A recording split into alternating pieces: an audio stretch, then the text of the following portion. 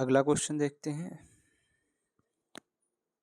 हाँ, अगला क्वेश्चन है आपका, निम्न में से किसके पास उच्च न्यायालय के न्यायाधीश को उनके कार्यालय से हटाने की शक्ति है? जब संसद के प्रत्येक सदन ने एक प्रस्ताव पारित किया, संसद के प्रत्येक सदन से एक प्रस्ताव पारित हो जाता है तो राष्ट्रपति के पास है। किसके पास? राष्ट्रपति के पास हटाने की शक्ति। अगला क्वेश्चन, केंद्रीय प्रशासनिक न्यायाधिकरण के अध्यक्ष और सदस्यों को किसके साथ परामर्श के बाद राष्ट्रपति द्वारा नियुक्त किया जाता है? तो भारत के मुख्य न्यायाधीश के परामर्श के बाद नियुक्त करता है राष्ट्रपति। अगला, मद्रास के उच्च न्यायालय की स्थापना किस वर्ष की गई थी? तो 1862 में की गई थी। कब? 1862 में। अब तक उच्चतम न्यायालय के कितने न्यायाधीशों को हटाया गया है, यानी कि महाभियोग प्रक्रिया द्वारा हटाया गया है? तो आपके किसी भी न्यायाधीश को महाभियोग से नहीं हटाया, यानी शून्य।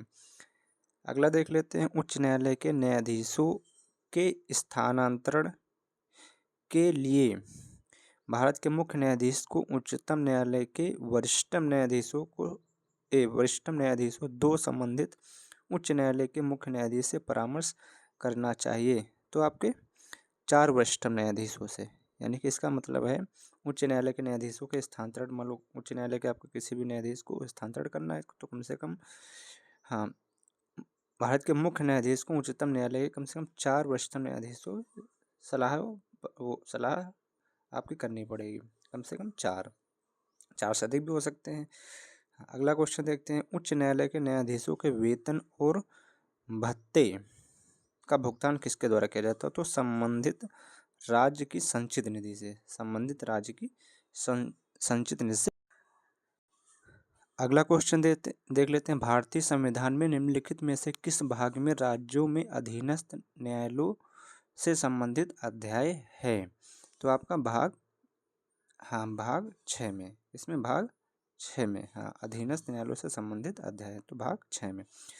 संबंधित उच्च न्यायालय या किसी अन्य उच्च न्यायालय के सेवानिवृत्त न्यायाधीश से अस्थायी अवधि के लिए उस राज्य के उच्च न्यायालय के न्यायाधीश के रूप में कार्य करने का अनुरोध कौन कर सकता है? तो राष्ट्रपति की पूर्व सहमति से संबंधित उच्च न्यायालय के मुख्य न्यायाधीश, यानी संबंधित न्यायालय के मुख्य न्यायाधीश पहले राष्ट्रपति से अनुमति लेने तब करेंगे। अगला देख लेते हैं, सर्वोच्च न्यायालय के सेवानिवृत्त न्यायाधीश से अस्थायी अवधि के लिए सर्वोच्च न्यायालय के न्यायाधीश के रूप में कार्य करने का अनुरोध कौन कर सकता है? तो भारत के मुख्य न्यायाधीश। कौन? भारत के मुख्य न्यायाधीश कर सकते हैं। सर्वोच्च न्यायालय का न्यायाधीश कितनी आयु तक कार्य करता है? तो सर्वोच्च न्यायालय का आपका 65 वर्ष, यानी सर्वोच्च न्यायालय का 65 वर्ष तक, और यहाँ जो आपका उच्च न्यायालय है, यानी कि राज्य जो हाई कोर्ट होते हैं वो 62 वर्ष होते हैं। अगला देख लेते हैं, सर्वोच्च न्यायालय में तदर्थ न्यायाधीशों की नियुक्ति कौन कर सकता है? तदर्थ न्यायाधीशों की नियुक्ति कौन कर सकता है? तो राष्ट्रपति की अनुमति प्राप्त कर सर्वोच्च न्यायालय का मुख्य न्यायाधीश, सर्वोच्च न्यायालय का मुख्य न्यायाधीश करता है तदर्थ न्यायाधीशों की नियुक्ति सर्वोच्च न्यायालय। सर्वोच्च न्यायालय के न्यायाधीशों को उसके पद से केवल किन आधारों पर हटाया जा सकता है? तो कदाचार के आधार पर हटाया जा सकता है और असमर्थता के आधार, यानी काम करने में नहीं है या फिर मान लो उनका आचरण सही नहीं, उससे दो मामलों में, यानी कदाचार और असमर्थता के मामलों में उनको उनके पद से हटाया जा सकता है। अगला क्वेश्चन देख लेते हैं, भारत के किसी राज्य में उच्च न्यायालय के न्यायाधीश किसके द्वारा नियुक्त किए जाते हैं? तो आपका किसके द्वारा नियुक्त किए जाते हैं? तो आपके विधि आयोग द्वारा। किसके द्वारा? आपका भारत के राष्ट्रपति द्वारा। भारत के राष्ट्रपति द्वारा। भारत के किसी राज्य में उच्च न्यायालय के न्यायाधीश किसके द्वारा नियुक्त किए जाते हैं? तो भारत के राष्ट्रपति द्वारा नियुक्त किए जाते हैं। निम्नलिखित में से किसके अंतर्गत भारत में सर्वप्रथम सर्वोच्च न्यायालय की स्थापना की गई थी? भारत में सर्वोच्च न्यायालय की स्थापना कब की थी? रेगुलेटिंग है 1773 में, जब वारेन हेस्टिंग थे तब आपके 3 न्यायालयों की स्थापना, सर्वोच्च न्यायालय की स्थापना की थी 1773 में। मूल रूप से संविधान में सर्वोच्च न्यायालय में मुख्य न्यायाधीश के अतिरिक्त कितने न्यायाधीशों की व्यवस्था थी? जब मूल संविधान में सर्वोच्च न्यायालय में मुख्य न्यायाधीशों के अतिरिक्त कितने न्यायाधीशों की व्यवस्था थी? तो आपके 7, 1+7 थी, 1 मुख्य और 7 अलग। सर्वोच्च न्यायालय के न्यायाधीशों के विरुद्ध महाभियोग का प्रस्ताव पारित हो जाने पर पदच्युत का आदेश कौन जारी करता है? तो आपका भारत का राष्ट्रपति। राष्ट्रपति महाभियोग आपका लग गया, उसके बाद मान लो कि प्रस्ताव पारित हो गया, उसके बाद राष्ट्रपति उनको हटा देगा। हाँ। सर्वोच्च न्यायालय के मुख्य न्यायाधीश को प्रतिमाह कितना वेतन मिलता है? तो आपका 2,80,000। सर्वोच्च न्यायालय के मुख्य न्यायाधीश को आपका 2 लाख, हाँ मुख्य न्याय 2,80,000। जो अन्य न्यायाधीश होते हैं उनको मिलता है 2.5 लाख रुपए ना, 2.5 लाख रुपए मिलता है। अगला देख लेते हैं, न्यायिक पुनरावलोकन की व्यवस्था है तो कहाँ है? भारत और यूएसए में। भारत और यूएसए में। हाँ, यानी जुडिशरी रिव्यू, हाँ ये कहाँ? भारत और यूएसए में। यूएसए से ही लिया गया है भारत में। जनहित याचिका दायर की जा सकती है। जनहित याचिका कहाँ दायर की जा सकती है? यानी कि आपका उच्च न्यायालय में दायर की जा सकती है और सर्वोच्च न्यायालय में दायर की जा सकती है। मुख्य न्यायिक मजिस्ट्रेट का न्यायालय कारावास की सजा दे सकता है तो आपका अधिकतम 7 वर्ष की, अधिकतम 7 वर्ष की सजा दे सकता है, 7 वर्ष की। उच्च न्यायालय के न्यायाधीश को उच्च न्यायालय के कार्यवाहक मुख्य न्यायाधीश के रूप में कौन नियुक्त करता है? उच्च न्यायालय के न्यायाधीश को उच्च न्यायालय के कार्यवाहक मुख्य न्यायाधीश के रूप में कौन नियुक्त करता है?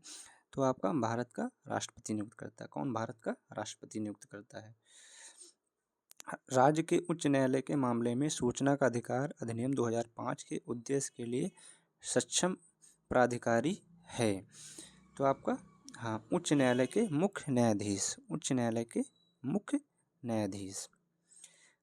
किसी राज्य में जिला न्यायाधीश की नियुक्ति, पदस्थापन और पदोन्नति किसके द्वारा की जाती है? यानी जिला स्तर पर जो होते हैं न्यायाधीश, तो ये किसके द्वारा की जाती है? तो उच्च न्यायालय के साथ परामर्श करके राज्य के राज्यपाल, उच्च न्यायालय से परामर्श करके राज्य के राज्यपाल करते हैं। सर्वोच्च न्यायालय की कार्यवाही किस भाषा में संचालित की जाती है? तो आपके अंग्रेजी में। काहे में? अंग्रेजी में।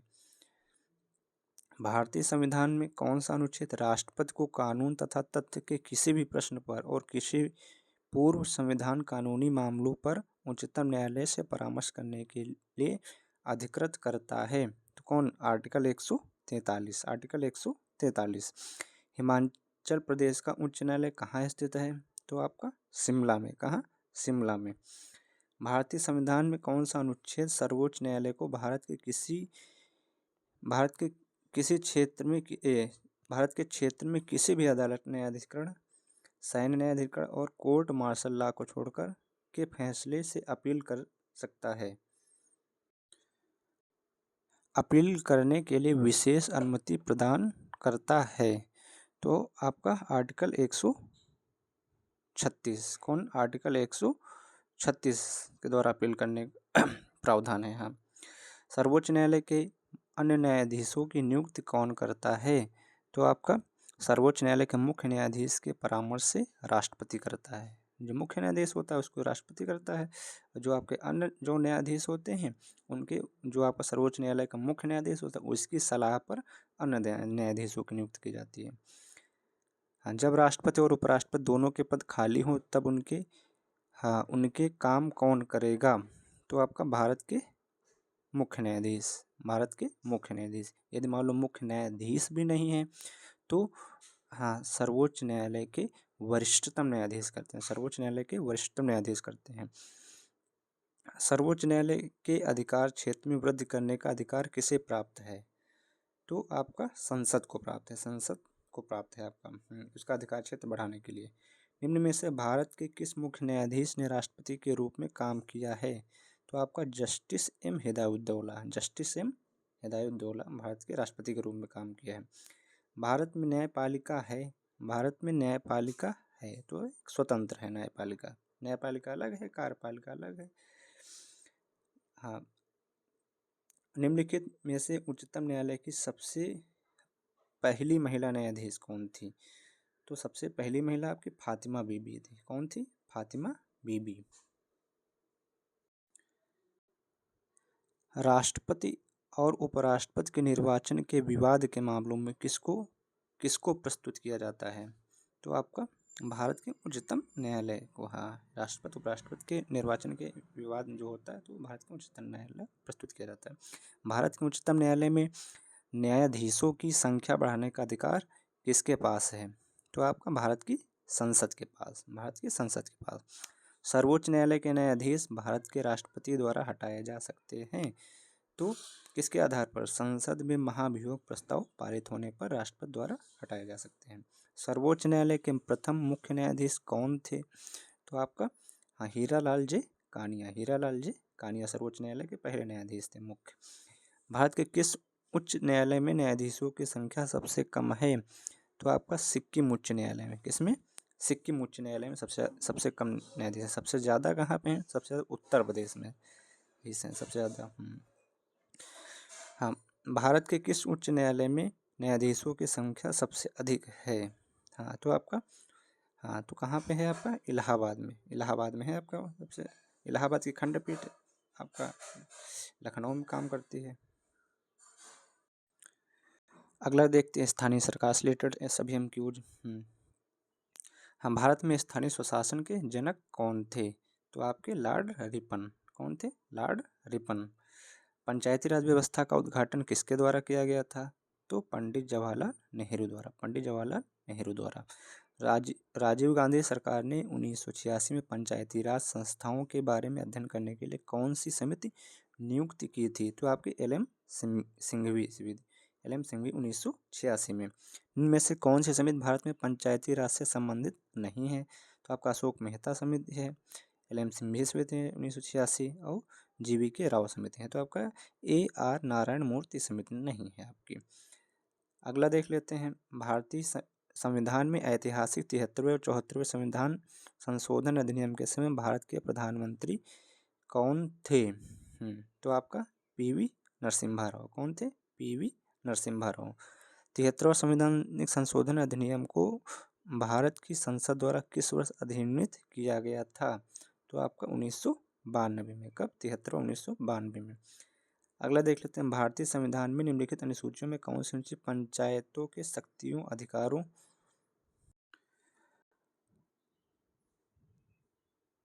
अधिकारों और जिम्मेदारियों को निर्दिष्ट करती है? तो कौन सी करती है? तो आपकी 11वीं में ग्राम पंचायत है, 12वीं में आपकी नगर पालिका है आपका। भारतीय संविधान की 11वीं अनुसूची में कितने विषय हैं आपके टोटल? तो आपके कितने विषय हैं आपके टोटल? 29 विषय हैं। कितने? 29 विषय हैं। 12वीं अनुसूची में आपका नगर पालिका, उसमें आपके 18 विषय हैं। कितने? 18 विषय हैं।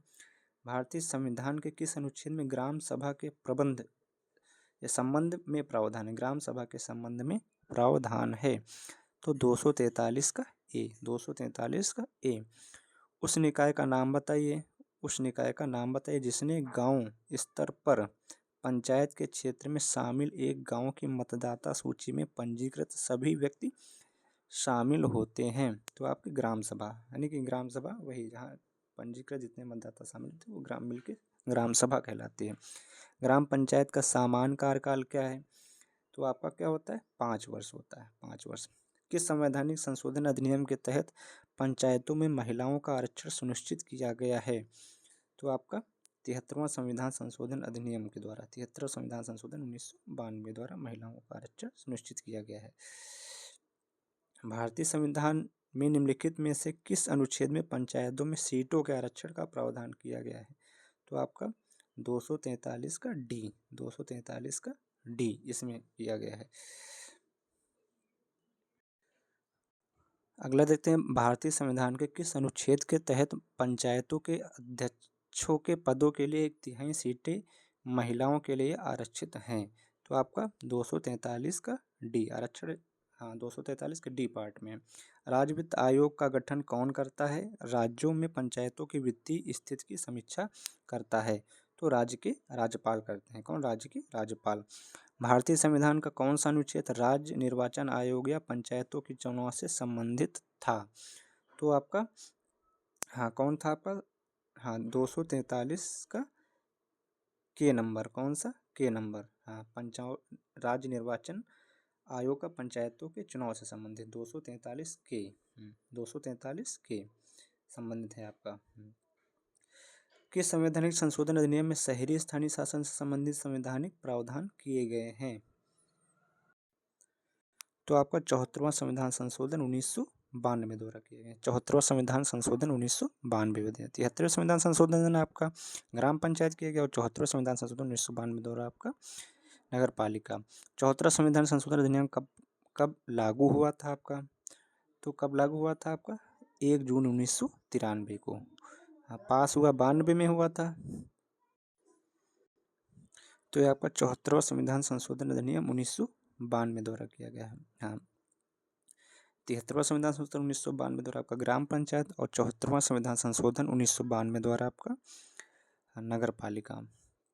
हाँ, ग्राम पंचायत वाले में आपके 29 विषय से और इसमें 18 विषय हैं।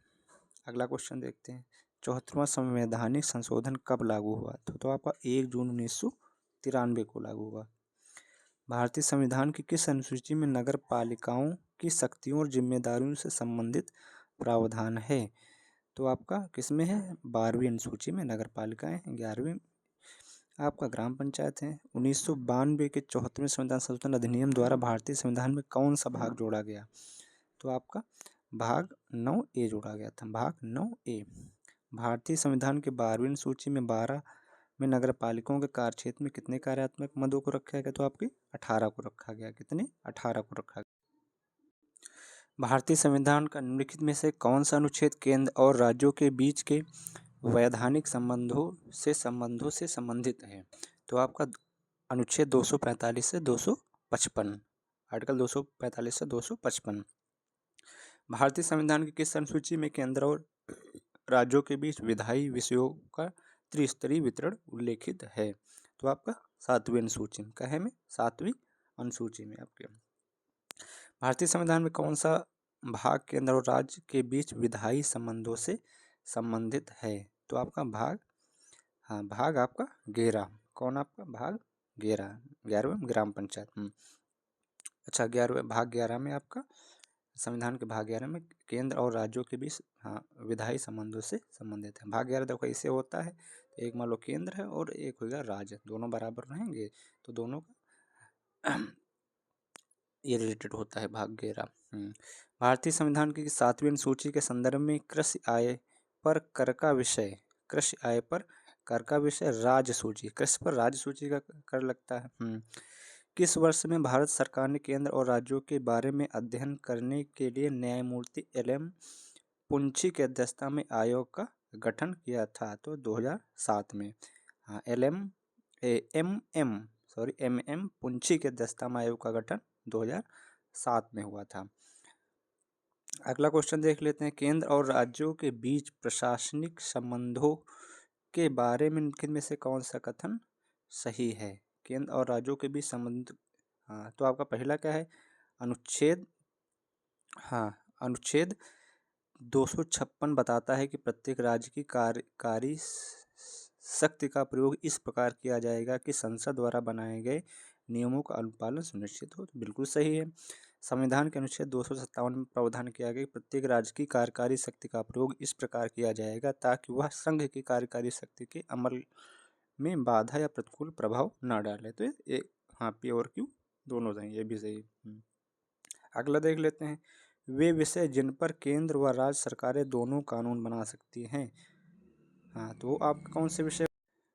तो आपके वो समवर्ती सूची में केंद्र और राज्य दोनों कानून बना सकते हैं। केंद्र राज्य संबंध किस अनुसूची में शामिल हैं? तो आपका 7वीं अनुसूची में है। आपके निम्नलिखित में से कौन सी मध्य संघ सूची का एक विशेषता है? तो आपका प्रकाश स्तंभ। कौन सा है आपका? प्रकाश स्तंभ। हाँ, सरकारी आयोग गठित हुआ था समीक्षा करने के लिए। तो आपका संघ और राज्यों के मध्य संबंध, सरकारिया। हाँ, सरकारिया। तो संघ और राज्यों के मध्य संबंधों के समीक्षा के लिए। भारतीय संविधान में अवशिष्ट विषय का कानून बनाने का शक्ति, अवशिष्ट आपका केंद्र हो जाएगा। भारत में संविधान के अधीन अवशिष्ट शक्तियों के बारे में निम्नलिखित में से कौन सा कथन सही है? हाँ, तो आपका अवशिष्ट शक्तियाँ संघ की संसद को दी गई हैं। तो बिल्कुल सही है आपका। अवशिष्ट शक्ति के मामले में भारत का संविधान ऑस्ट्रेलिया के संविधान का अनुकरण करता है। तो आपका बिल्कुल है, गलत है। अवशिष्ट शक्तियाँ, भारत के संविधान में 7वीं अनुसूची 7वीं में अवशिष्ट शक्तियों की सूची दी गई है आपकी। तो अवशिष्ट शक्तियाँ मतलब कि जो ना मालूम हो, न संघ सूची में है, न राज्य सूची में है, न समवर्ती सूची में है, तो उनको केंद्र को दे दी गई हैं। भारत शासन अधिनियम 1935 में अवशिष्ट शक्तियां गवर्नर जनरल के हाथों में सौंप दी गई, तो बिल्कुल सत्य है, पहला और चौथा सत्य है। अगला देख लेते हैं, भारतीय संविधान में तीनों सूचियों में संबंधित व्यवस्था निम्नलिखित में से कहाँ से ली गई है? तो आपका हाँ, भारत सरकार अधिनियम 1935 से, भारत सरकार अधिनियम 1935 से। केंद्र तथा राज्य के मध्य के वितरण के लिए भारत का संविधान 3 सूचियों को प्रस्तुत करता है। निम्न में से कौन से दो अनुच्छेद शक्तियों के वितरण को विनियमित करते हैं? तो कौन से अनुच्छेद 245 व 245 व 246, आर्टिकल 245 व तथा 246। केंद्र तथा राज्य सरकारों के बीच सत्ता बंटवारे की व्याख्या में बदलाव के लिए आवश्यक है।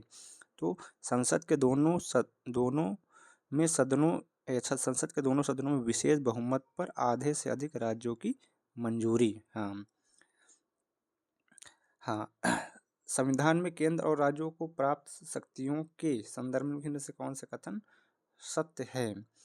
तो आपका संघीय संरचना में राज्यों की शक्तियां केंद्र सरकार की दया पर निर्भर करती है। दया पर कहाँ निर्भर करती है? गलत हो जाएगा।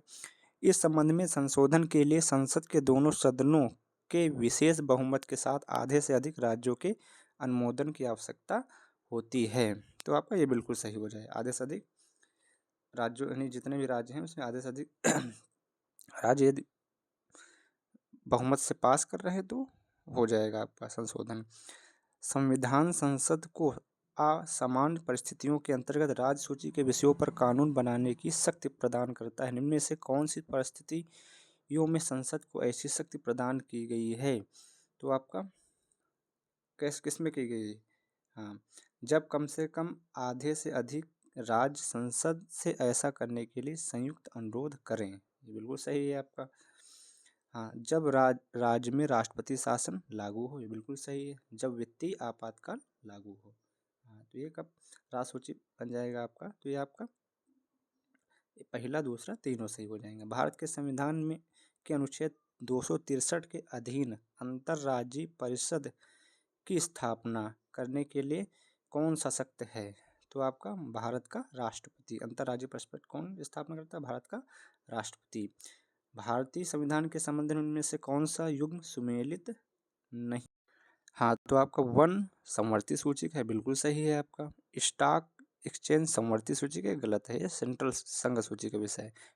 पोस्ट ऑफिस सेविंग बैंक संघीय सूची का है, सही है। लोक स्वास्थ्य राज्य सूची का है, तो आपका बिल्कुल सही है। अगला देखते हैं, भारतीय संविधान के अंतर्गत अवशिष्ट अधिकारों का अर्थ है। तो आपका हाँ, अधिकार जिनका प्रयोग केंद्रीय सरकार और राज्यों दोनों द्वारा किया जाता है, अवशिष्ट अधिकार। हाँ, कौन सा राज्य सूची का विषय नहीं है? कौन सा राज्य सूची का विषय नहीं है? तो आपका देखो, मत्स्य राज्य सूची का विषय है, कृषि है, सट्टेबाजी है, तो आपका बीमा नहीं है, बीमा संघ सूची का विषय है। भारतीय संविधान संघीय व्यवस्था के संदर्भ में लिखित में से कौन सा सही नहीं है? कौन सा सही नहीं है? हाँ, प्रतिरक्षा बैंकिंग संचार संघ सूची के विषय में बिल्कुल सही है। शिक्षा वन विवाह राज्य सूची के विषय हैं, तो वन तो समवर्ती सूची का है, तो आपका ये गलत हो जाएगा। व्यापार वाणिज्य सिंचाई समवर्ती सूची के विषय हैं, तो ये आपका गलत है, यानी केवल पहला सही, यानी कि दूसरा और तीसरा नहीं हो जाएंगे। अगला देखते हैं, इनमें से कौन विषय समवर्ती सूची से संबंधित है? कौन से विषय समवर्ती सूची से संबंधित है? हाँ, तो श्रम। हाँ, तो पहला क्या है? श्रम। तो श्रम आपका श्रम कल्याण समवर्ती सूची का है, बिल्कुल सही है। बिजली बिजली समवर्ती सूची का। शिक्षा शिक्षा भी समवर्ती। वन ये भी समवर्ती सूची का। न्याय का प्रशासन न्याय का प्रशासन ये भी आपका समवर्ती सूची का विषय है। तो यानी कि इसमें 1 2 3 4 यानी सभी हो जाएंगे समवर्ती सूची से। पूंछी आयोग की रिपोर्ट किससे संबंधित है? तो आपका केंद्र राज्य संबंध से। अगला देख लेते हैं, सामाजिक सुरक्षा एवं सामाजिक बीमा विषय हैं। सामाजिक सुरक्षा और सामाजिक बीमा विषय हैं, तो ये समवर्ती सूची के हैं। किसके हैं? समवर्ती सूची के। भारत के संघीय ढांचे के अनुसार खानाबदोशी, खानाबदोश और प्रवास जनजातियों के अधिकार क्षेत्र को सूचीबद्ध किया गया है। तो आपका ये समवर्ती सूची का विषय का है, समवर्ती सूची का निम्न में से कौन सा समवर्ती सूची का एक हिस्सा है? तो आपका हाँ, दिवालियापन और ऋण शोधन क्षमता, ये आपका समवर्ती सूची का विषय है। इनमें से कौन सा विषय राज्य सूची के अंतर्गत आता है? तो आपका भूमि और भवन प्रकर, ये आपका राज्य सूची का अंतर्गत आता है। इनमें से कौन सा विषय समवर्ती सूची के अंतर्गत आता है? तो आपका वन्य पशु एवं पक्षियों की सुरक्षा, ये समवर्ती सूची का विषय है। राज्य भी इसकी सुरक्षा करेगा और सेंट्रल भी इसकी सुरक्षा करेगा। अगला देख लेते हैं, अखिल भारतीय सेवाओं के जनक के रूप में किसे जाना जाता है? तो आपका सरदार वल्लभ भाई पटेल। सरदार वल्लभ भाई पटेल। भारतीय संविधान के निम्न में से किस भाग में संघ लोक सेवा आयोग के संबंधित प्रावधान है? तो आपका भाग 14 में संघ लोक सेवा यूपीएससी 14, मतलब 14 साल के हो जाते हैं, तो मान लो एक प्रकार से यूपीएससी वगैरह से रिलेट कर सकते हो। भाग 14 में आपका संघ लोक सेवा आयोग। भारतीय संविधान के निम्नलिखित में से कौन सा भाग राज्य लोक सेवा आयोग से संबंधित है? राज्य लोक सेवा आयोग से संबंधित है, तो भाग 14 ही हो जाएगा। हाँ, संघ लोक सेवा आयोग के किसके अनुरोध पर किसी राज्य की सभी या किसी भी जरूरतों को पूरा करता है? तो आपका राज्य के राज्यपाल के कहने पर, राज्य के राज्यपाल के कहने पर। अगला देख लेते हैं, संघ लोक सेवा आयोग के अध्यक्ष और अन्य सदस्यों की नियुक्ति कौन करता है? तो आपका भारत के राष्ट्रपति करते हैं। यूपीएससी के अध्यक्ष और अन्य सदस्यों नियुक्त यूपीएससी राष्ट्रपति करता है। केंद्रीय लोक सेवा आयोग की स्थापना किस वर्ष की गई थी? तो आपका 1926 में की गई थी। केंद्रीय लोक सेवा आयोग की स्थापना 1926 में की गई थी। नई अखिल भारतीय सेवाओं के सृजन का अधिकार किसके पास है? तो आपका भारत की संसद के पास है। भारत की संसद के पास है। संसद द्वारा अखिल भारतीय सेवा अधिनियम किस वर्ष में अधिनियमित किया गया था? तो ये किस वर्ष अधिनियमित किया गया था? तो 1991 में। कब किया था? हाँ, कब किया गया था? हाँ, 1951 में। कब किया गया था? 1951 में किया गया था। अगला लेते हैं, संघ लोक सेवा आयोग के अध्यक्ष और सदस्यों के वेतन भत्ते पेंशन सहित अन्य खर्चों को किससे पूरा किया जाता है? तो आपका भारत के समेकित कोष से। भारत के समेकित कोष से। संयुक्त राज्य लोक सेवा आयोग बनाने का अधिकार किसके पास है? तो आपका भारतीय संसद के पास, यानी नई सेवा या फिर मान लो दो को मर्ज करके दो राज्यों के लिए एक बनाना, ये हाँ भारतीय संसद का अधिकार है। निम्नलिखित में से किस सेवा का गठन तीसरी अखिल भारतीय सेवा के रूप में किया गया था? तो आपका भारतीय वन सेवा, IFS, इंडियन फॉरेस्ट सर्विस। विधिक सेवा प्राधिकरण अधिनियम किस वर्ष अधिनियमित किया गया था?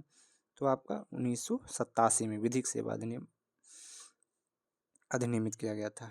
किस संवैधानिक संशोधन अधिनियम ने अखिल भारतीय न्यायिक सेवा के गठन का प्रावधान किया है? तो आपका 42वें संविधान संशोधन 1976 द्वारा। अगला देख लेते हैं, भारतीय संविधान के किस अनुच्छेद में कहा गया है कि रक्षा सेवाओं, लोक सेवा और अखिल भारतीय सेवाओं के सदस्य राष्ट्रपति के प्रसाद पर्यंत पद पर रहते हैं?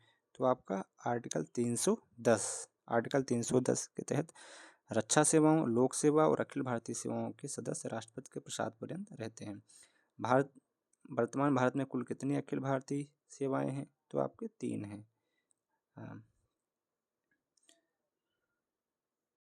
भारतीय संविधान के निम्नलिखित में से कौन सा भाग अखिल भारतीय सेवाओं से संबंधित है? तो आपका भाग 14। अखिल भारतीय सेवाएं कोने में है? भाग 14 में। संविधान के अनुसार सिविल सेवकों के संबंध में निम्न में से कौन सा सही है? तो आपका अनुच्छेद 311 अखिल भारतीय सिविल सेवा शाखाओं के स्थापना के संबंध में वर्णन करता है, तो ये आपका गलत है। संविधान के अनुच्छेद 312 के उन्हें राजनीतिक रूप से प्रेरित या प्रतिहिंसाशील कार्यवाही से बचाता है, तो ये भी गलत है, यानी दोनों गलत हैं। निम्न में से कौन सही है? अखिल भारतीय अखिल भारतीय सेवाओं के सदस्यों का चयन एवं प्रशिक्षण केंद्र सरकार करती है, तो गलत है। यहाँ सदस्यों का आपका चयन तो राष्ट्रपति करता है। लोक सेवक भारत सरकार के कर्मचारी तथा सरकार के समस्त कर्मचारी लोक सेवक, तो ये भी गलत है, यानी कि ना तो पहला ना तो दूसरा। अखिल भारतीय सेवाओं का सृजन कौन करता है? अखिल भारतीय सेवाओं का सृजन कौन करता है? तो 2/3 बहुमत से राज्यसभा करती है। 2/3 बहुमत से राज्यसभा करती है। संघ लोक सेवा आयोग अपना प्रतिवेदन किसको सौंपता है? तो आपका राष्ट्रपति को। किसको? राष्ट्रपति को सौंपता है। संघ लोक सेवा आयोग का अध्यक्ष अपना त्यागपत्र किसको सौंपता है? तो आपका भारत के राष्ट्रपति को सौंपता है। अखिल भारतीय सेवा का गठन कर सकता है, तो आपका संसद करती है। अखिल भारतीय सेवाओं का गठन संसद करती है। कौन सा अनुच्छेद संघ लोक सेवा आयोग से संबंधित है? तो आपका अनुच्छेद 315। संविधान के अनुच्छेद में से कौन सा लोक सेवकों के संबंध में सच है? तो आपका अनुच्छेद 309 भर्ती और सेवा शर्तों के नियमित करने के लिए संसद को अधिकार देता है। बिल्कुल सही। अनुच्छेद 311 कहता है कि अखिल भारतीय सेवाओं का कोई भी सदस्य नियुक्त करने वाले अधिकारी के किसी अधीनस्थ अधिकारी द्वारा हटाया निकाला नहीं जाएगा। तो ये बिल्कुल सही, यानी पी और क्यू दोनों सही हैं। राज्य लोक सेवा आयोग के अध्यक्षों की नियुक्ति कौन करता है? तो आपका राज्यपाल करता है। कौन? राज्यपाल करता है राज्य लोक सेवा आयोग के अध्यक्ष और अन्य सदस्यों। भारतीय संविधान में अब निर्वाचन से सब एमक्यू देख लेते हैं। भारतीय संविधान में निम्नलिखित अनुच्छेदों में से कौन सा निर्वाचन संबंधी मामलों में अदालतों के हस्तक्षेप पर रोक प्रदान करता है? तो आपका कौन सा आर्टिकल हो जाएगा? तो आर्टिकल 329। आर्टिकल 329 रोक प्रदान करता है। निम्न में से कौन सा विकल्प देश का सबसे छोटा लोकसभा निर्वाचन क्षेत्र निर्वाचकों की संख्या के संदर्भ में? तो आपका लक्षद्वीप। कौन सा? लक्षद्वीप। भारत के मुख्य निर्वाचन आयुक्त की नियुक्ति कौन करता है? तो आपका भारत के राष्ट्रपति करते हैं। भारत के राष्ट्रपति करते हैं मुख्य निर्वाचन आयुक्त की नियुक्ति। भारत में राज्य विधानसभाओं को चुनाव कौन आयोजित करवाता है? तो आपका भारत का निर्वाचन आयोग। भारतीय संविधान का निम्नलिखित में से कौन सा अनुच्छेद भारत में चुनाव कराने के लिए निर्वाचन आयोग को अधिकार देता है? तो अनुच्छेद 324। राज्य विधानसभा के चुनाव का संचालन कौन करता है? तो राज्य विधानसभा का चुनाव तो आपका भारत का निर्वाचन आयोग। भारत का निर्वाचन आयोग। भारत का राष्ट्रपति के पद का चुनाव कौन आयोजित कराता है? तो राष्ट्रपति का चुनाव भारत का निर्वाचन आयोग कराता है। मुख्य निर्वाचन आयुक्त के पद का कार्यकाल क्या होता है? तो 6 वर्ष, जब तक 6 वर्ष या फिर जब तक वे 65 वर्ष की आयु प्राप्त नहीं कर लेते हैं, जो भी पहले हो। 6 वर्ष कार्यकाल करें या फिर 65 वर्ष की आयु उससे ज़्यादा न हो। उत्तर प्रदेश विधानसभा में कितने निर्वाचित सदस्य हैं? तो आपका 403। 403। भारत सरकार द्वारा प्रथम परिसीमन आयोग किस वर्ष गठित किया गया था? तो आपका कब गठित किया? 1952 में। 1952 में। इनमें से कौन भारत के प्रथम मुख्य निर्वाचन आयुक्त थे? तो आपका सुकुमार सेन। बहुत इंपॉर्टेंट क्वेश्चन, एसआई में पूछा भी गया। तो सुकुमार सेन भारत के प्रथम निर्वाचन आयुक्त थे। भारत में जनसंख्या की दृष्टि से सबसे बड़ा लोकसभा निर्वाचन क्षेत्र कौन सा है? तो आपका मलकाजगिरी। कौन सा है? मलकाजगिरी। उत्तर प्रदेश में सदस्यों को राज्यसभा के लिए चुना जाता है। तो राज्यसभा में सीटें कितनी उत्तर प्रदेश में? 31 हैं। कितने? 31। भारत निर्वाचन आयुक्त को हटाने का अधिकार निम्न में से किसके पास है?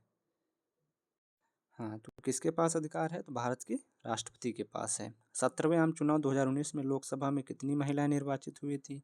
तो आपका 78। कितनी हुई थी? 78 हुई थी। निम्नलिखित समितियों में से किसके निर्वाचित सदस्य केवल लोकसभा में होते हैं? किसके सदस्य केवल लोकसभा में होते हैं?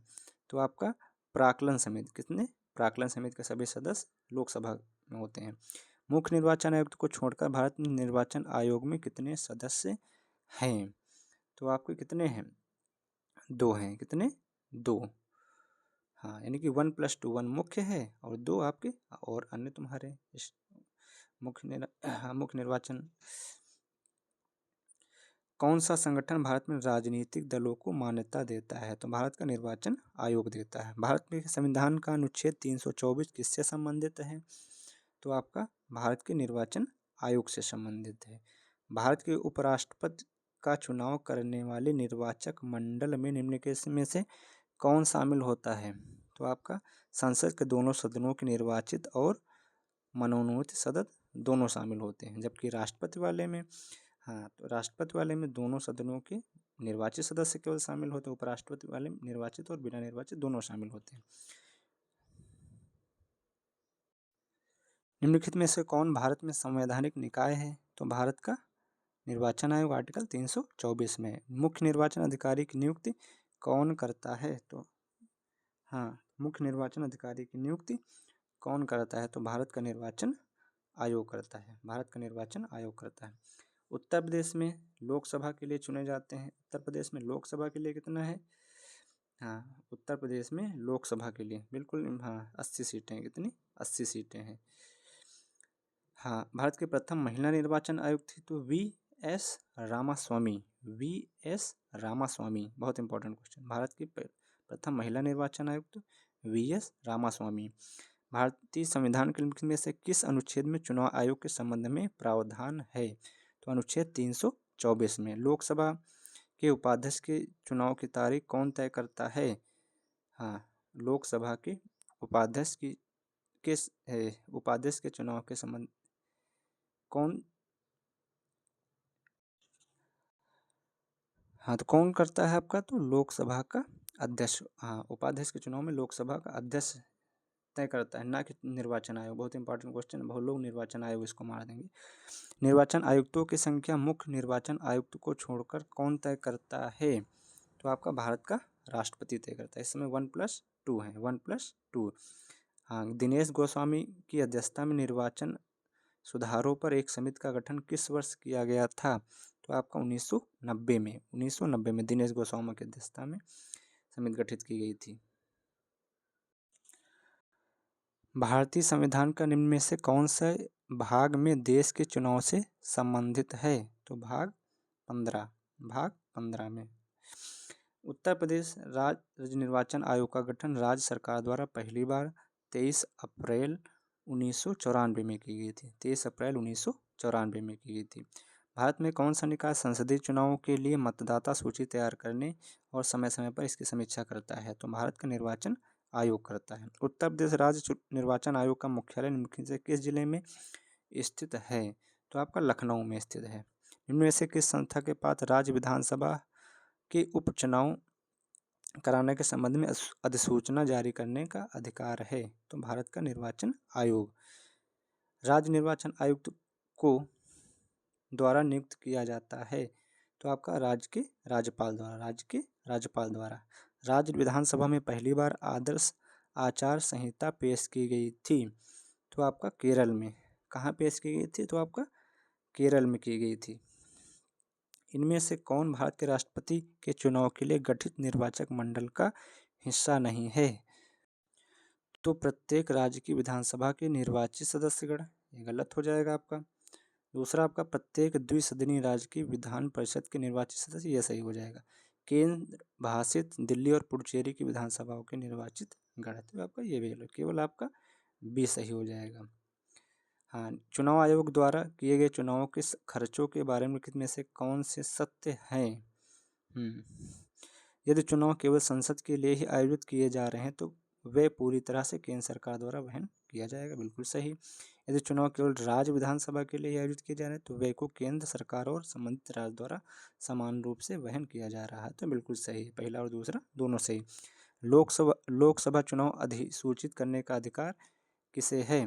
तो राष्ट्रपति को। किसको? राष्ट्रपति को। अगला देख लेते हैं। निम्नलिखित में से किन कारणों के चलते एक चुनाव याचिका दायर की जा सकती है अथवा किसी निर्वाचन को रद्द किया जा सकता है? अपने चुनाव की तारीख पर निर्वाचित उम्मीदवार उस सीट के लिए योग्य नहीं था अथवा अपात्र घोषित हुआ, बिल्कुल सही है। उम्मीदवार के निर्वाचित होने की संभावना को और बढ़ाने के लिए राष्ट्रीय चिन्ह, राष्ट्रीय प्रतीक, राष्ट्रध्वज का इस्तेमाल करना, तो ये आपका ये भी सही है। पहला और दोनों सही है। हाँ, मुख्य चुनाव आयुक्त का कार्यकाल वर्ष का होता है तो वह उम्र तक जो भी पहले हो, तो 6 वर्ष या फिर 65 वर्ष, 6 वर्ष या फिर 65 जो भी पहले हो। किस वायसराय के शासनकाल के दौरान भारत के 11 राज्यों में पहली बार चुनाव कराए गए थे? तो आपका लॉर्ड लिनलिथगो, लॉर्ड लिनलिथगो। निम्नलिखित में से कौन राज्य सरकार के परामर्श से राज्य सरकार के एक अधिकारी को जिला चुनाव अधिकारी के रूप में नामित करता है? तो कौन नामित करता है? भारत का निर्वाचन आयोग करता है, भारत का निर्वाचन आयोग। भारत का चुनाव आयोग पहली बार कब बहुसदस्यीय निकाय बना था? तो आपका 1989 में, 1989 में पहली बार बहुसदस्यीय निकाय, यानी 1+2 है इस समय, 1+2, 1 मुख्य है, 2 और है। हाँ, भारत में चुनाव के लिए आदर्श आचार संहिता कौन लागू करता है? तो आपका चुनाव आयोग करता है। कौन करता है? चुनाव आयोग करता है आपका।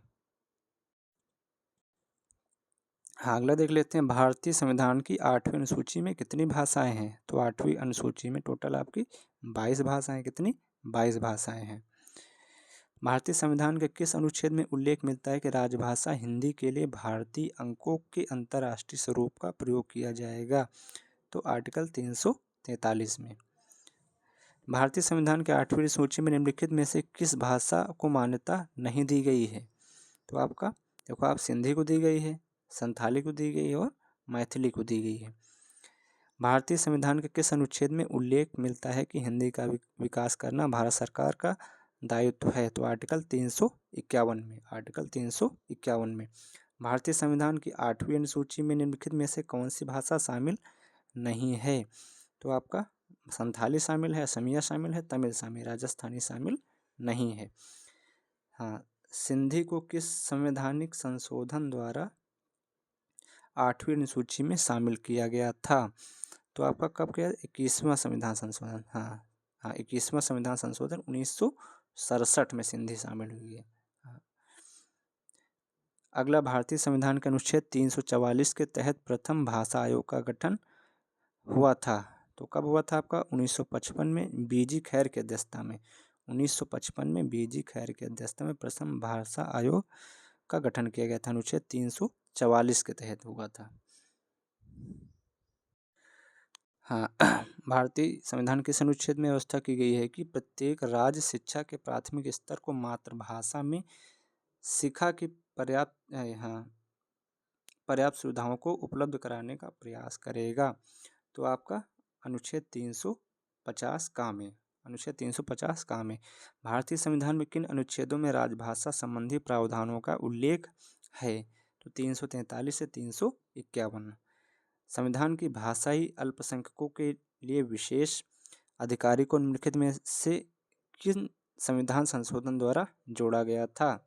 तो आपका 7वां संविधान संशोधन 1956 द्वारा। निम्न में से किन भाषाओं का उल्लेख 8वीं सूची में किया गया है? तो आपका मराठी होगा, कन्नड़ होगा। हाँ, अंग्रेजी आपका भारतीय संविधान में शामिल ही नहीं है।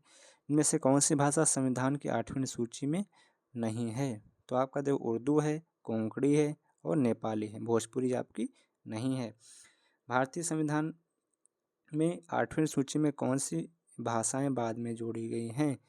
तो आपका हाँ, सिंधी, कोंकणी, मणिपुरी और नेपाली। सिंधी, कोंकणी, मणिपुरी और नेपाली। हाँ देखो, मूल संविधान में आपकी कितनी भाषाएं थी? 14 भाषाएं थी। कितनी भाषाएं थी आपके मूल संविधान में? 14 भाषाएं थी। उसके बाद देखो 61वें संविधान संशोधन, 61वें 61वें संविधान संशोधन 21वें संविधान संशोधन 1967 में, 21वें संविधान संशोधन 1967 में पहले सिंधी जोड़ी गई। क्या जोड़ी गई? सिंधी। ठीक है, उसके बाद फिर आपका हाँ, सिंधी जोड़ी गई थी। उसके बाद आपकी जोड़ी गई थी 71वां संविधान संशोधन 1992। 71वां संविधान संशोधन 1992। 1992 में कौन सी जोड़ी गई थी आपकी? हाँ, नमक। कौन सी? नमक, यानी कि नेपाली, मणिपुरी और कोंकणी। नेपाली, मणिपुरी और कोंकणी। ठीक है, उसके बाद लास्ट में कौन सी जोड़ी गई? 92वां संविधान संशोधन 2003 द्वारा। 92वां संविधान संशोधन 2003 3 द्वारा। कौन सी जोड़ी गई थी आपकी? बदमाश। कौन सी? बदमाश, यानी कि बोडो, डोगरी, मैथिली, संथाली, 4 भाषाएं ये जोड़ी गई। यानी कि टोटल कितनी भाषा हो गई प्रेजेंट टाइम में आपकी? 22 भाषा हो गई। कितनी? 22 भाषाएं हो गई।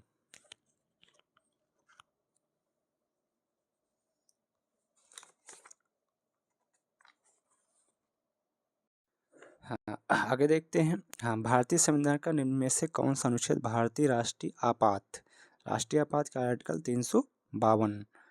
भारतीय संविधान का निम्न में से, हाँ, राष्ट्रपति आपात 352 और 356 से आपका राष्ट्रपति शासन, और 360 से आपका एक और आपका लगता वित्तीय आपातकाल लगता है 360 से। भारतीय संविधान का निम्नलिखित में से कौन सा अनुच्छेद राष्ट्रपति को राज्यों में राष्ट्रपति शासन, तो राज्यों में राष्ट्रपति शासन आपका आर्टिकल 356 के तहत लगता है। किसी राज्य में राष्ट्रपति शासन को निरस्त करने का अधिकार किसके पास है? तो हाँ, किसी राज्य में, तो आपका राष्ट्रपति के पास है। किसके पास है? राष्ट्रपति के पास है। भारतीय संविधान में किस भाग में आपातकालीन प्रावधान शामिल हैं? तो आपातकाल प्रावधान किस में शामिल है आपका? तो आपका भाग, हाँ, इसमें भाग 18 में शामिल है। राष्ट्रीय आपातकाल घोषित करने का अधिकार किसके पास है? तो भारत के राष्ट्रपति के पास है। अगला देख लेते हैं, भारत में कितनी बार वित्तीय आपातकाल लगा है? तो वित्तीय आपातकाल आपका आर्टिकल 360 में होता है, लेकिन अभी एक भी बार नहीं लगा है, यानी कि 0 बार लगा है। भारतीय संविधान में वित्तीय आपातकाल का उल्लेख किस में दिया गया है? तो आर्टिकल 360 में दिया गया है। निम्न में से किसे यह घोषित करने का अधिकार है कि किसी नागरिक को राष्ट्रीय आपात के दौरान भारतीय संविधान के भाग 3 यानी कि मौलिक अधिकार द्वारा प्रदत्त मौलिक अधिकारों के प्रवर्तन के लिए किसी भी अदालत में जाने का कोई अधिकार नहीं है, अनुच्छेद 20 और 21 को छोड़ करके। तो ये भारत के राष्ट्रपति के पास है। किसके? भारत, यानी 20-21 तुम्हारे नहीं, आप मौलिक अधिकार बंद होते हैं और उसके अलावा सभी मौलिक अधिकारों का आपका वंचित कर दिए जाते हैं। किस संविधान संशोधन अधिनियम ने राष्ट्रीय आपातकाल में शब्द आंतरिक अशांति के स्थान पर सशस्त्र विद्रोह कर दिया है? तो आपका 44वां संविधान संशोधन 1978 द्वारा। तीसरी बार राष्ट्रीय आपातकाल की उद्घोषणा राष्ट्रपति ने किस आधार पर की थी? तो आपका आंतरिक अशांति के आधार पर। आंतरिक अशांति के आधार पर। भारतीय संविधान का निम्नलिखित में से कौन सा अनुच्छेद मौलिक अधिकारों को राष्ट्रीय आपातकाल के प्रभाव का वर्णन करता है? तो आपका अनुच्छेद 358 से 359। हाँ, 358 से 359। जब राष्ट्रीय आपातकाल की घोषणा की जाती है तो भारतीय संविधान का निम्नलिखित में से कौन सा अनुच्छेद स्वतः निलंबित हो जाता है? तो आपका कौन सा हो जाता है? आर्टिकल 19। आर्टिकल 19 यानी कि 20-21 छोड़ के सभी आपके। आज़ादी के बाद से भारत में कितनी बार आपात लगा हुआ है? तो आपका 3 बार लगा हुआ। कितना? 3 बार लगा हुआ है। राष्ट्रीय आपातकाल के दौरान के तहत अधिकार स्वचालित रूप से निलंबित हो जाते हैं। तो स्वतंत्रता का अधिकार, कितना? स्वतंत्रता का अधिकार आपके निलंबित हो जाते हैं। निम्न में से कौन सा आपातकाल राष्ट्रपति घोषित कर सकते हैं? तो आपका राष्ट्रीय आपातकाल, राज्य आपातकाल और वित्तीय आपातकाल तीनों राष्ट्रपति घोषित कर सकते हैं। हाँ, भारतीय संविधान के वित्तीय आपातकाल से संबंधित प्रावधान कहाँ से लिए गए हैं? तो आपका जर्मनी के संबंध। कहाँ से? जर्मनी से। भारत के संविधान का अनुच्छेद 360 का क्या प्रदान करता है? तो आपका वित्तीय आपातकाल प्रदान करता है। हाँ, भारत संविधान में कितने प्रकार के आपात उपबंध हैं? यानी कि 3 प्रकार के हैं आपका। 3। प्रथम, राष्ट्रीय आपातकाल की उद्घोषणा के समय देश के राष्ट्रपति कौन थे? तो आपका एस राधा कृष्णन थे। एस राधा कृष्णन थे। राष्ट्रपति राष्ट्रीय आपातकाल की उद्घोषणा किन परिस्थितियों में कर सकता है? तो आपका, हाँ, युद्ध या फिर सशस्त्र विद्रोह या फिर बाह्य आक्रमण के आधार पर कर सकता है। अगला, किस संविधान संशोधन अधिनियम में एक नया निर्देशक तत्व जोड़ा गया जो राज्य को पर्यावरण की रक्षा और सुधारने के लिए निर्देश देता है? तो 42वां संविधान संशोधन 1976 जोड़ा गया था। अनुच्छेद 31 और 31B को भारतीय संविधान में जोड़ा गया है। तो पहला संविधान संशोधन 1951 द्वारा जोड़ा गया है। 1992 में 74वें संविधान संशोधन अधिनियम द्वारा भारतीय संविधान में कौन सा अनुच्छेद जोड़ा गया है? तो आपका भाग 9। ये कौन सा भाग जोड़ा गया? तो भाग 9। भारतीय संविधान के अनुच्छेद 352 के किस संवैधानिक संशोधन अधिनियम ने मूल वाक्यांश आंतरिक अशांति को सशस्त्र विद्रोह?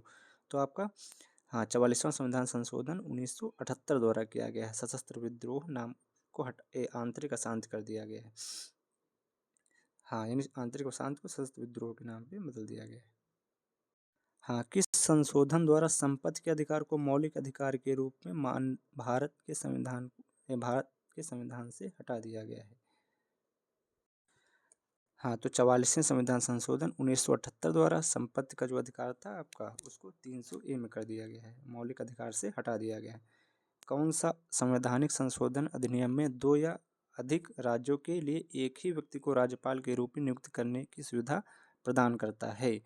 तो आपका तो कौन करता? 7वां संविधान संशोधन 1956 द्वारा। आगे निम्न में से कौन सा संवैधानिक संशोधन अधिनियम दल बदल, एक दल दूसरे से दल बदल के आधार पर संसद और राज्य विधानमंडल के सदस्यों की अयोग्यता का प्रावधान करता है? तो दल बदल आपका 52वां संविधान संशोधन 1985। इसमें प्रधानमंत्री थे राजीव गांधी थे आपके। 73वें संवैधानिक संशोधन अधिनियम को भारत की संसद द्वारा किस वर्ष में अधिनियमित किया गया था? तो 73वां संविधान संशोधन आपका कब अधिनियमित किया गया था? 1992 में। 74वां संविधान संशोधन कब लागू किया गया? तो 1 जून 1993 को 74वां संविधान संशोधन लागू किया गया था। भारतीय संविधान की प्रस्तावना के पाठ में परिवर्तन करने वाले संवैधानिक संशोधन अधिनियम का नाम बताइए। तो आपका 42वां संविधान संशोधन 1976 हुआ था। इसमें सपा यानी समाजवादी, धर्मपंथ निरपेक्ष और अखंडता, यानी सपा याद कर लो, समाजवादी, पा से पंथ निरपेक्ष, आ से अखंडता, ये 3 शब्द जोड़े गए थे। 42वें संविधान संशोधन अधिनियम 1978 प्रस्तावना में कौन से शब्द जोड़े गए थे? तो आपका समाजवादी, धर्मनिरपेक्ष और अखंडता, समाजवादी, पंथ निरपेक्ष या फिर धर्मनिरपेक्ष और अखंडता जोड़े गए थे। केंद्र शासित प्रदेश दिल्ली को राष्ट्रीय राजधानी दिल्ली के रूप में नया रूप देने वाला 69वां संविधान संशोधन अधिनियम किस वर्ष लागू हुआ था? तो 1992 में लागू हुआ था। कब लागू हुआ था? 1992 में। 69वां संविधान संशोधन अधिनियम 1992, दिल्ली NCR। निम्न में से किस वर्ष 61वें संवैधानिक संशोधन अधिनियम को लागू किया गया था, जिसने लागू किया गया था, जिसने मतदान की आयु को 21 से घटाकर 18 वर्ष किया गया? तो 1989 में। कब? 1989 में लागू किया गया था 61वां संविधान संशोधन 1989। 9वीं अनुसूची द्वारा संविधान अधिनियम 1951 द्वारा भारतीय संविधान में पेश किया गया था। 9वीं अनुसूची पहले। अगला देख लेते हैं। प्रस्तावना में समाजवादी, धर्मनिरपेक्ष, अखंडता शब्द पदों को किसके माध्यम से जोड़ा गया? तो आपका 42वें संविधान संशोधन 1976 जोड़ा गया। किस संवैधानिक संशोधन द्वारा भारतीय संविधान में न्यायाधिकरण ट्रिब्यूनल पर नया भाग 14A से संबंधित प्रावधानों से जोड़ा? तो ये कब जोड़ा गया? ट्रिब्यूनल को 42वां संविधान संशोधन 1976 द्वारा जोड़ा गया। आगे देख लें। किस संवैधानिक भारतीय संविधान कौन सी अनुसूची राज्यसभा में सीटों के आवंटन से है? राज्यसभा में सीटों के आवंटन से संबंधित है? तो आपका चौथी अनुसूची। कौन सा? चौथी अनुसूची। किस संवैधानिक संशोधन अधिनियम में मतदान की आयु 21 से घटाकर 18 वर्ष कर दी गई थी? तो 61वां संविधान संशोधन अधिनियम 1988। निम्नलिखित में से किस संवैधानिक संशोधन अधिनियम ने भारतीय संविधान के अनुच्छेद 45 में परिवर्तन किया था? तो आपका 86वां संविधान संशोधन 2002। भारतीय संविधान की उद्देशिका में अब तक कितनी बार संशोधन किया गया है? तो आपका 1 बार किया गया था। 42वें संविधान संशोधन 1976 द्वारा 3 शब्द जोड़े गए, समाजवादी, पंथ निरपेक्ष और अखंडता। किस भारतीय संविधान संशोधन अधिनियम ने भारत में शिक्षा के अधिकार को मौलिक अधिकार बना दिया गया है। तो 86वां संविधान संशोधन 2002 द्वारा। मौलिक कर्तव्य, हाँ, 21 से जोड़ दिया गया आपका शिक्षा का अधिकार 6 से 14 वर्ष के बच्चों को, और DPSB में आर्टिकल 45 में जोड़ दिया गया था 0 से 6 वर्ष को निःशुल्क शिक्षा का अधिकार। मौलिक कर्तव्यों को भारतीय संविधान में लिखित में से किस संवैधानिक संशोधन के हिस्से के रूप में जोड़ा गया? तो 42वां संविधान संशोधन 1976, ठीक है। किस संवैधानिक संशोधन अधिनियम में शहरी स्थानीय साधन के संबंधित संवैधानिक प्रावधान किए गए थे? तो आपका 74वां संविधान संशोधन 1992 द्वारा। हाँ, 2011 में 97वें संवैधानिक संशोधन अधिनियम द्वारा भारतीय संविधान में कौन सा निर्देशक सिद्धांत जोड़ा गया है? तो आपका, हाँ, सहकारी समितियाँ। कब सहकारी समितियाँ? 97वें संविधान संशोधन 2001 में सहकारी समितियाँ जोड़ी गई। भाग 9 खा। हाँ, किस संवैधानिक संशोधन ने मंत्रिपरिषद का आकार लोकसभा के सदस्यों की कुल संख्या का 15% तक सीमित कर दिया गया है? तो 91वां संविधान संशोधन। कौन? 91वां संविधान संशोधन।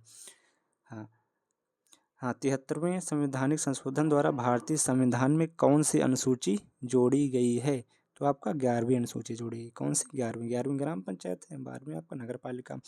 किस संवैधानिक संशोधन अधिनियम ने भारतीय संविधान के भाग 3 में सहकारी समिति बनाने में अधिकार जोड़ा है? तो आपका 97वां संविधान संशोधन 2011। 97वां संविधान संशोधन 2011। 2002 में भारतीय संविधान में किस संवैधानिक संशोधन अधिनियम द्वारा एक नया मौलिक कर्तव्य जोड़ा गया है? तो आपका कौन सा? 86वें संविधान संशोधन 2002 द्वारा। हाँ, एक नया मौलिक कर्तव्य जोड़ा गया शिक्षा का। हाँ, किस संवैधानिक संशोधन अधिनियम ने भारत ने राष्ट्रीय न्यायिक नियुक्ति आयोग की शुरुआत की, जिसका उद्देश्य अधिशासी मंडल कॉलेजियम प्रणाली को बदलना था? तो आपका 99वां संविधान संशोधन। 99वां संविधान संशोधन। हाँ, किस संवैधानिक संशोधन अधिनियम ने भारत में शिक्षा के अधिकार को मौलिक अधिकार बना दिया? हाँ, तो किसने बना दिया? 86वां संविधान संशोधन 2002 द्वारा। शिक्षा के अधिकार को मौलिक अधिकार बना दिया गया। भारतीय संविधान की कौन सी अनुसूची राज्यसभा में सीटों के आवंटन से संबंधित है? तो सीटों के आपकी चौथी अनुसूची, चौथी में सीटों का आवंटन। पंचायत में महिलाओं, अनुसूचित जातियों और अनुसूचित जनजातियों के लिए आरक्षित सीटों का प्रावधान कौन से संवैधानिक संशोधन अधिनियम द्वारा, हाँ, द्वारा किया गया है? तो आपका 73वां संविधान संशोधन अधिनियम। 73वां संविधान संशोधन अधिनियम द्वारा किया 1992।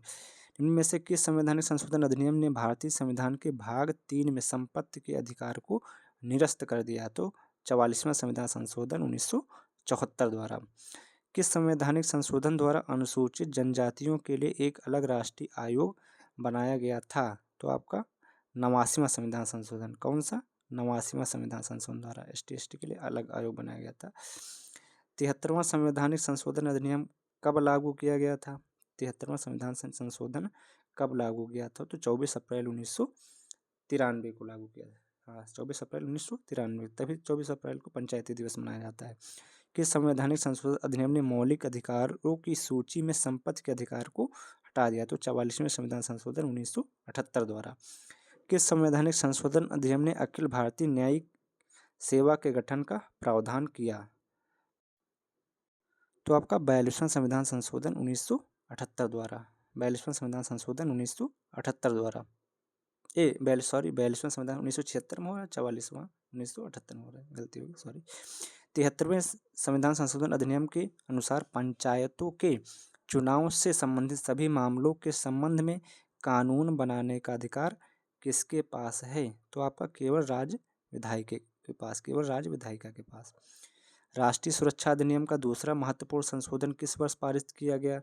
तो आपका 1984 में। कब पारित किया गया था? 1984 में।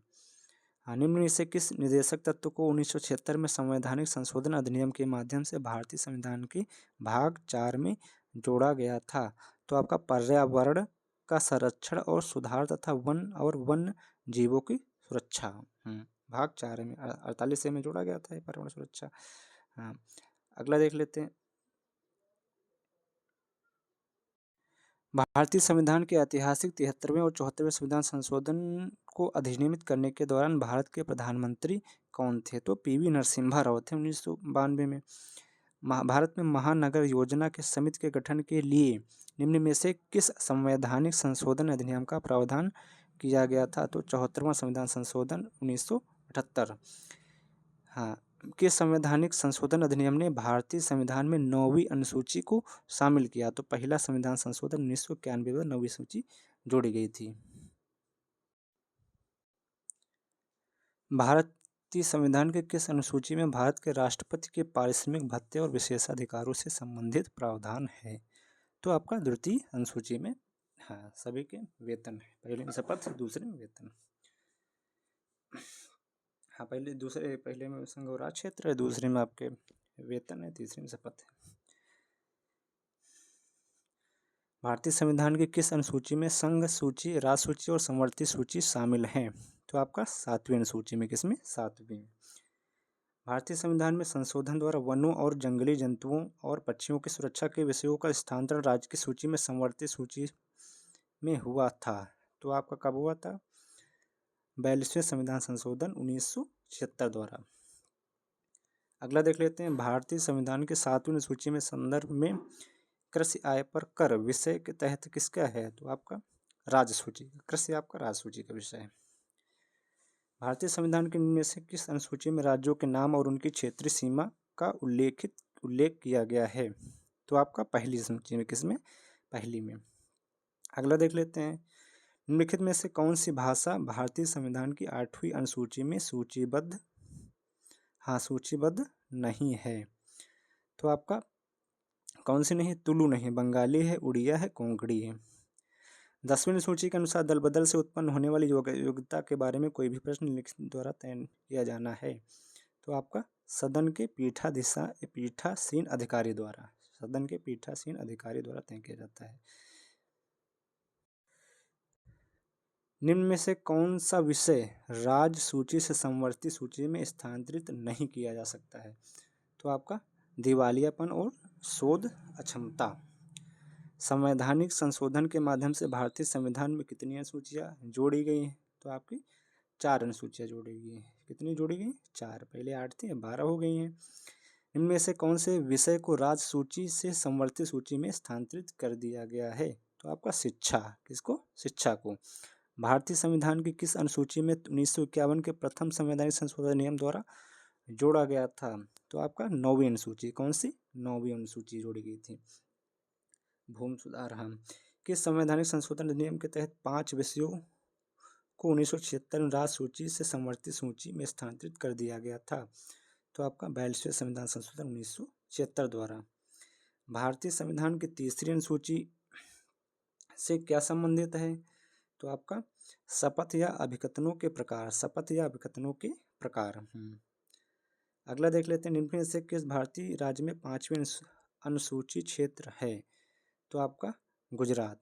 कौन है आपका? भारतीय राज्य में 5वीं अनुसूची क्षेत्र में है, तो आपका गुजरात।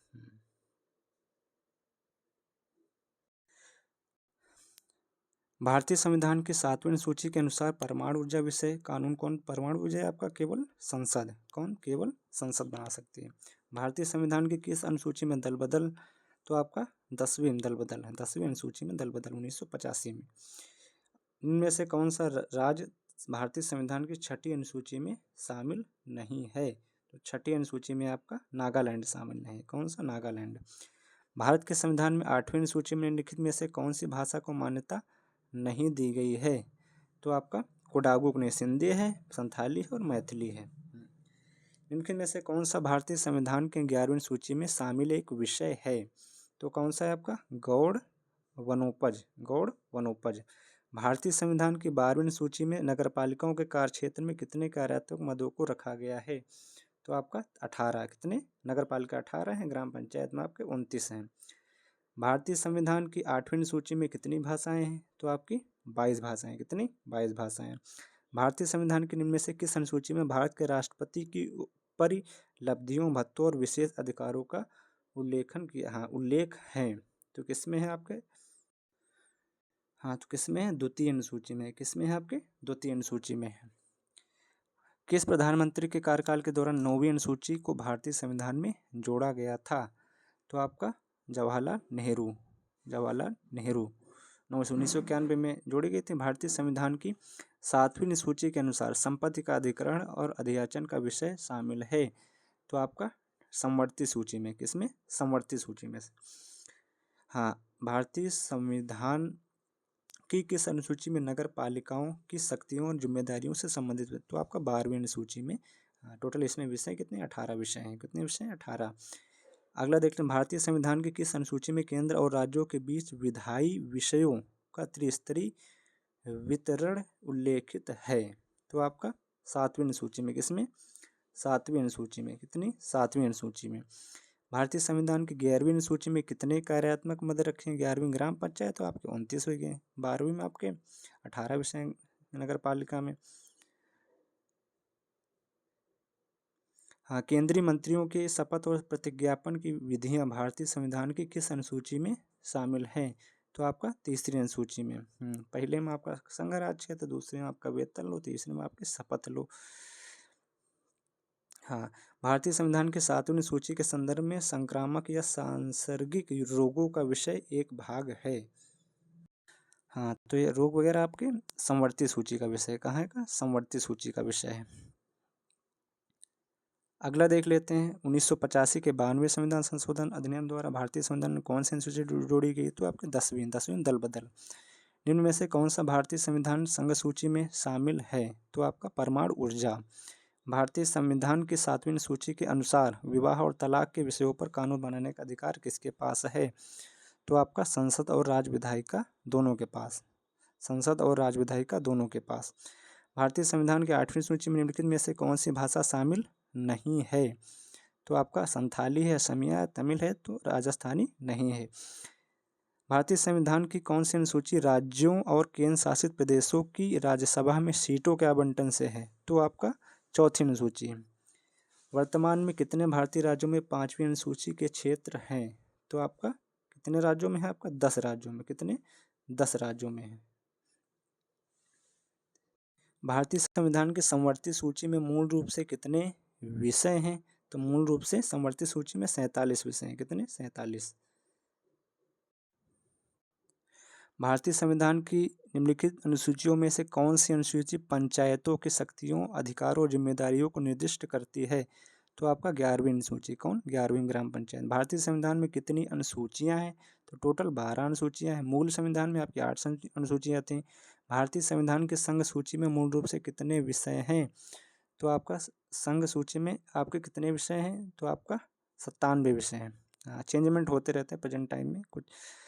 भारतीय संविधान की कौन सी अनुसूची मेघालय, असम, त्रिपुरा और मिजोरम को छोड़कर किसी राज्य में अनुसूचित और अनुसूचित जनजातियों के प्रशासन नियंत्रण से संबंधित है? तो आपका 5वीं अनुसूची। भारतीय संविधान की 7वीं अनुसूची के अनुसार सहकारी समितियां किस विधायी क्षेत्राधिकार के अंतर्गत आती हैं? तो केवल राज्य विधानमंडल। केवल राज्य विधानमंडल के अंतर्गत आते हैं।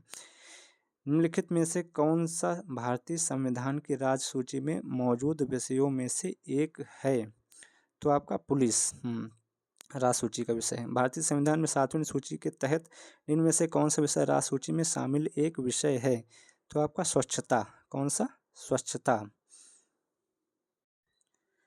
निम्नलिखित में से कौन सा राज्य भारतीय संविधान की 6ठी अनुसूची के अंतर्गत नहीं आता है?